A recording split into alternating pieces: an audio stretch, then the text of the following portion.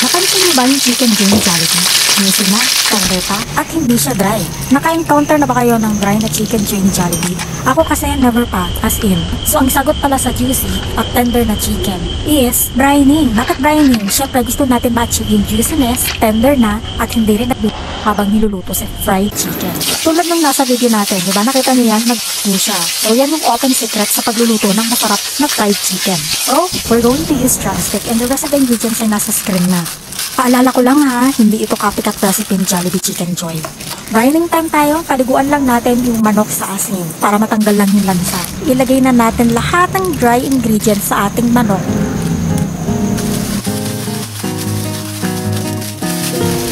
And then let's leave it for 30 minutes.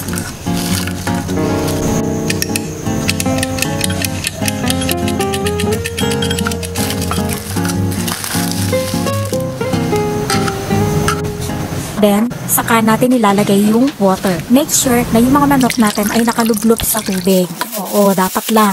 Make sure na isil na maayos at ilagay sa ref at hayaan ng isang araw or overnight. Sa ref, dapat natin to ilagay ha, hindi sa room temperature. Lalo na sa panahon natin ngayon, mainit, mapapanis, hindi pa naluluto na panis na agad, sayang lang, di ba? Para gawa naman tayo ng breading. So, ilalagay lang natin lahat ng ingredients at haluin ng haluin at itabi.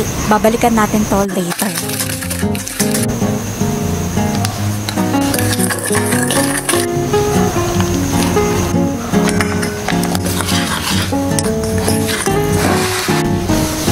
Para sa eggs naman natin, ganyan lang, magbabati lang tayo. So, itabi lang natin ulit. So, maglalagay na din tayo ng powdered milk. You can use evap milk, pero mas mura kasi ito at ito yung mas afford ko. Since ready na yung mapang-coat natin, ilabas na ang chicken. So, first coating muna tayo, no? Ilagay natin siya sa ating milk. Yan, babasahin natin, paliguan natin siya sa milk, tapos sa breading, ganyan lang.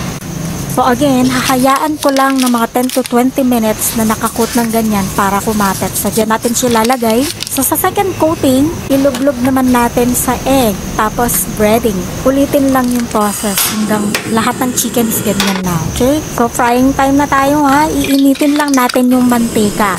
Once na na-reach na yung tamang init ng mantika, babaan nyo na sa medium yung apoy. Saka natin ilagay paunti-unti yung manok sa mantika. So nakikita nyo ba yung pula niya? Kasi hindi masyado nalublob sa brine solution. Ganyan ang mangyayari. Ganyan. Ang apoy natin dapat low to medium ang apoy ha. Hindi pwedeng malakas. Kasi masusunog talaga yung outer.